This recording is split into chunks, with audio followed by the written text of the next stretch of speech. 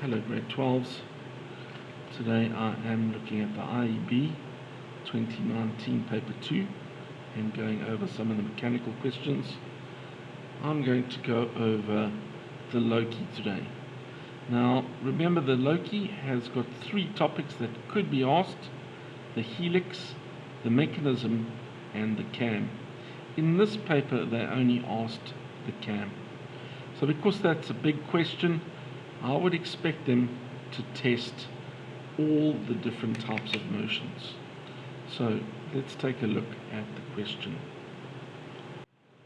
I have aligned my page so that my t-square is lined up with the center lines of this question.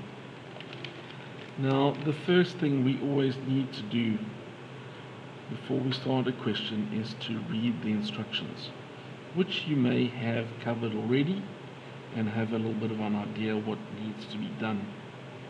But once again, we've got a bit of time as we're practicing this. Spend a moment just reading through the instructions quickly. Okay, so let's get started with this. We've read through the instructions there. For me, one of the key aspects here is understanding that we have got a roller follower this time. And when we take our points across from our displacement graph, for that, it means that it's going to the center of the roller. So each time we plot a point, we then have to draw the roller. So that's super important to remember that aspect about it. What I like to do is to complete the easy marks. That could be things like labeling the graph, putting in my camshaft and hatching that, and indicating the direction of rotation, plus putting in my divisions on the 30 degrees. So I'm going to start with that. I'm going to label my displacement graph. I'm going to draw my camshaft with a diameter of 18. I'm going to put in the direction of rotation clockwise and then label my divisions. So I have labeled my displacement graph. I've drawn in my camshaft with a diameter of 18 and I've hatched that. I've put in a direction arrow with an arc and put in my direction of clockwise. I've put in the follower, which is the roller ended follower. They're telling us it's 51 away to the center, and then a diameter 12. Remember, this is where a circle stencil will help you, drawing all of these small circles a little bit faster than you could with your compass. So definitely worthwhile if you're going to try and save yourself some time. Make sure you've got a circle stencil.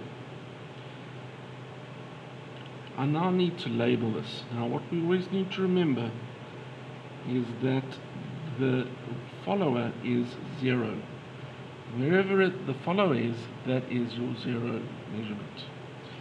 And we've got to remember that because the cam shaft is rotating this way, the cam profile is rotating in the other direction. So labeling goes opposite. So it's going in the anti-clockwise direction.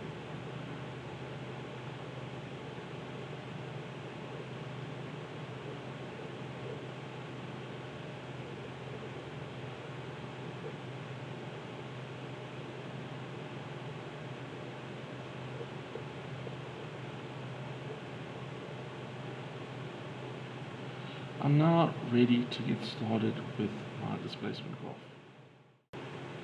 Now, when we have got a displacement graph and the total mark allocation is 40, I would expect they're going to ask you all three types of motion.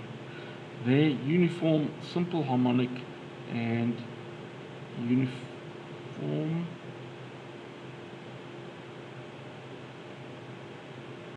In a cam, we have three types of motion.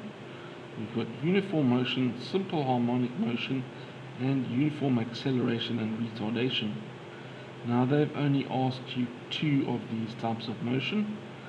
Now uniform motion is where we just join up in a straight line one point to the other. Simple harmonic motion is where we use heights that we obtain from a circle division. So this is going to be the trickiest aspect of our graph. The rest seems quite straightforward. They have given us intervals that don't add up in 30 degrees, so we're going to have divide our scale here.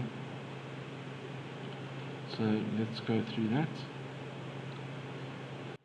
Okay, I'm getting ready to start. I've put in my scale here of 8 millimeters to 30 degrees. Now our start point, remember, is at the center of the circle. So here is the center of our circle. I'm just checking that distance was 51. There's a distance of 51, and I'm going to project that across. So at this point, there is the start, remember, at the center of the circle. And it says the following: the follower is at rest from 0 to 60, so that's quite easy. There's my horizontal line going from 0 to 60. Next, it goes from 60 to 120, it rises 28 millimeters. Now, I'm considering that they've given us this graph. Chances are that this distance is 28. There we go, to the top of the graph. So we're going to go to 120. There's 120. There's my distance of 28. Join those lines up. That's uniform motion. From 120 to 165. Now this is why I've also put the scale in here. I need to find the middle of that. So 165 will be 4 millimeters, which is half of the 30 degrees. So there's my 4 millimeters. So that line is that little part at rest. Now it goes from 165 to 255. It falls with 56. Let's just check the height here. 56. So that's going to be the total height of our graph using simple harmonic motion. Okay, simple harmonic motion is where we're going to put in divisions using our height of a circle divided into segments of 30 degrees. So I now need to find where it's going to finish at 255. So 255 is 4 millimeters away from 240. So there's 255. Now whenever we try to do this, we are trying to find equal measurements. Now generally we're going to split up our circle into 6 segments. So we would need 6 vertical lines here to help us work that out. So let's just check if we could find that. So that would be 0, 1. We put 1.5 there, 2, 3, 4, 5, yes, 6. So there would be 6 divisions. So what I'm going to do is just add in these extra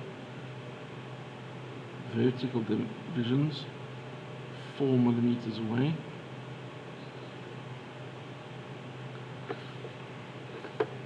And draw those in. So this 4 measurement gives us the half of each of these.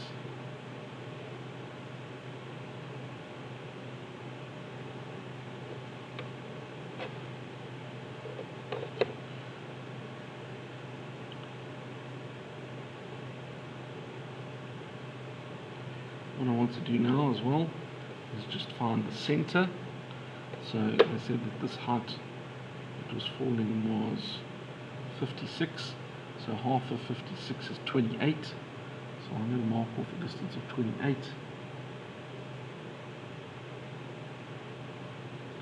and draw a semicircle. There is my semicircle, and I'm now putting in my divisions. So there's my horizontal at the center.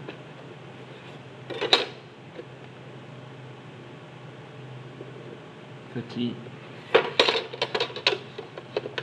and 60s.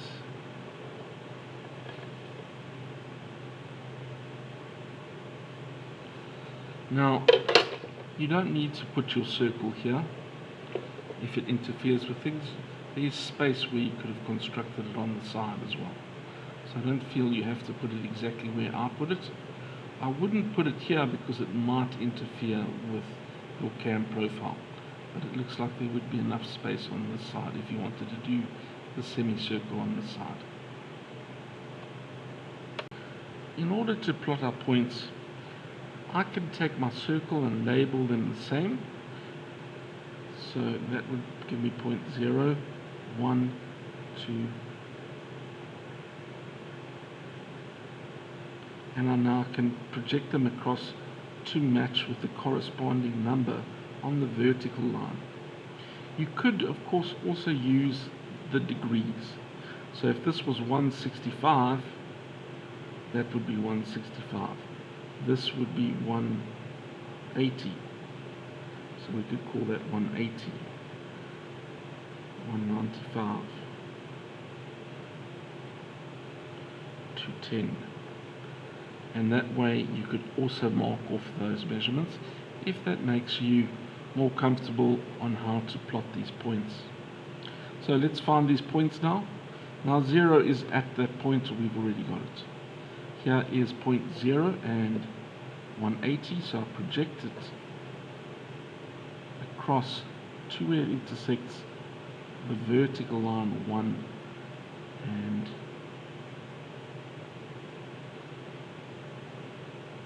next I can go to the point at 195 or 2, whichever you've labeled, project it across where they intersect, gives me that point. Point 3, match that up. Point 4, match that up with the vertical 4. Point 5, project the horizontal 5 to intersect with the vertical 5, and point 6 will be at the bottom point.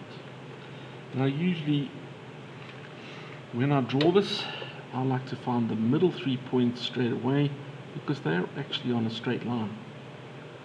So to me it's a test for your accuracy of your drawing. If they fit on the straight line, then you're on the right track. And then line up the next 2 points on either side. So we'll curve,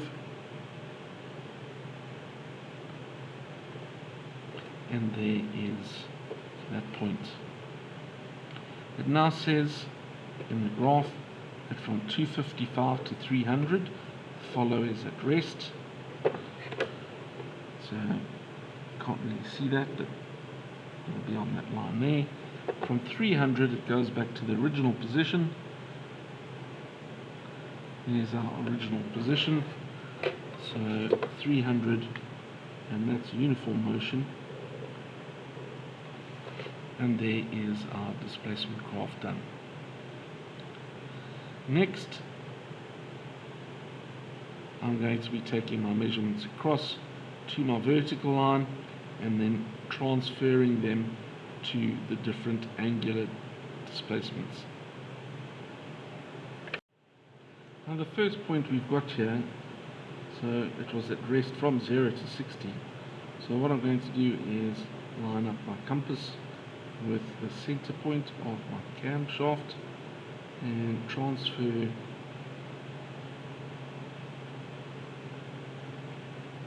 this arc around to point 0, 30 and 60. Now the next point is this point over here, is where it's cutting point 90. Now what I like to do to speed things up is just line this up, make a mark over there, and then label what division that needs to be transferred to. There's 120. Here is 150.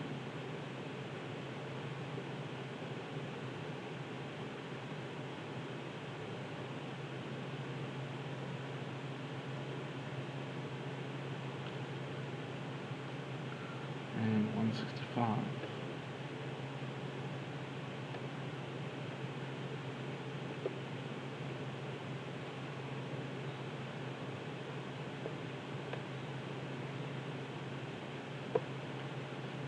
that was the 150, which is a tiny distance below.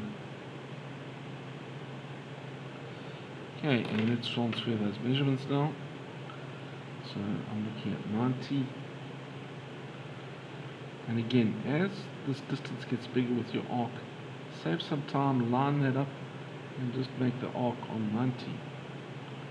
Next, 120. Here's 120. Make that mark at 120.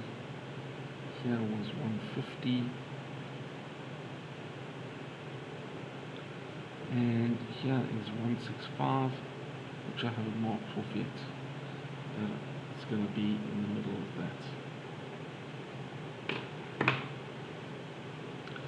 I'm going to add in the 15-degree increments now that I'm going to find for these other divisions while it was doing the simple harmonic motion. So I'm going to need to find 165, 195,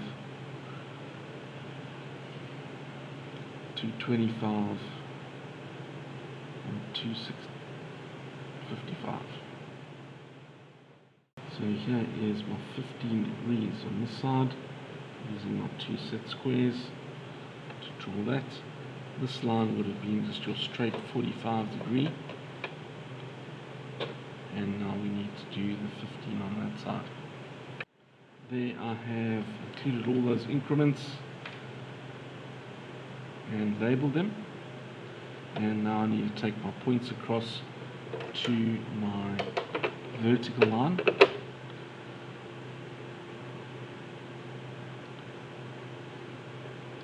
And we've got, so here is 180, and again just saving myself a bit of time.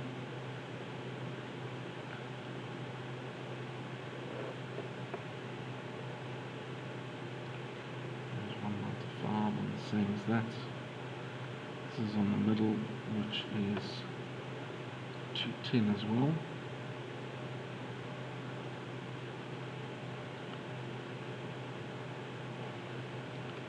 Here is 225,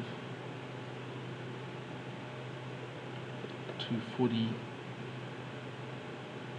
and 270.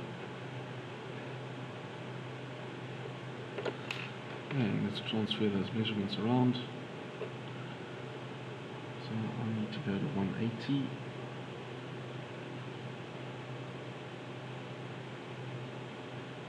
There's 180. 195.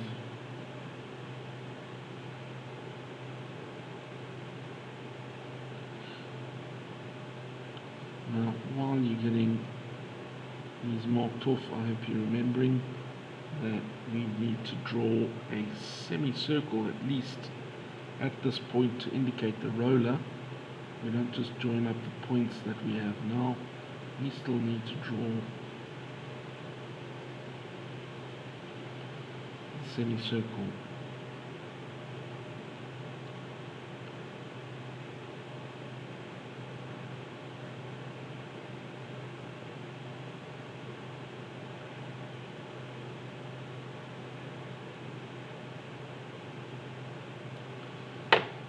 There on those points, 300 will be at the same point.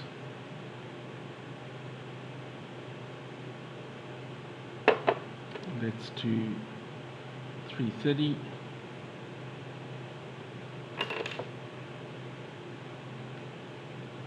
I didn't label that one.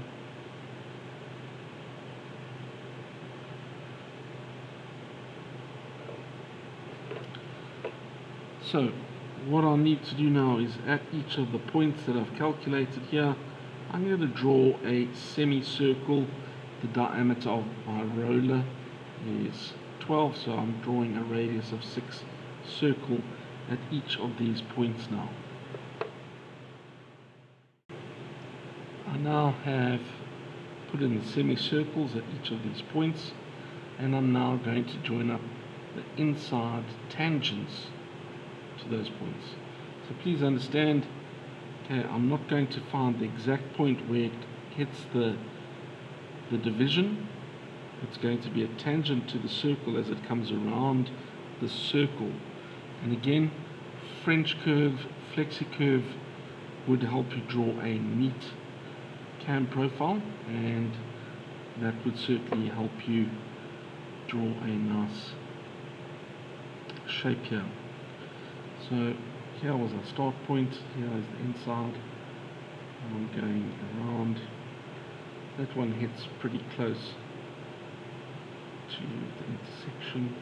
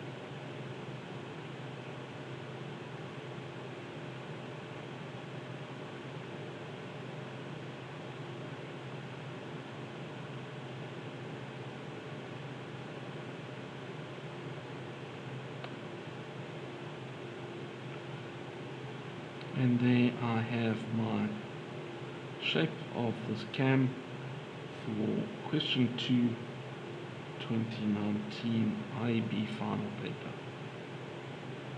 How did you do?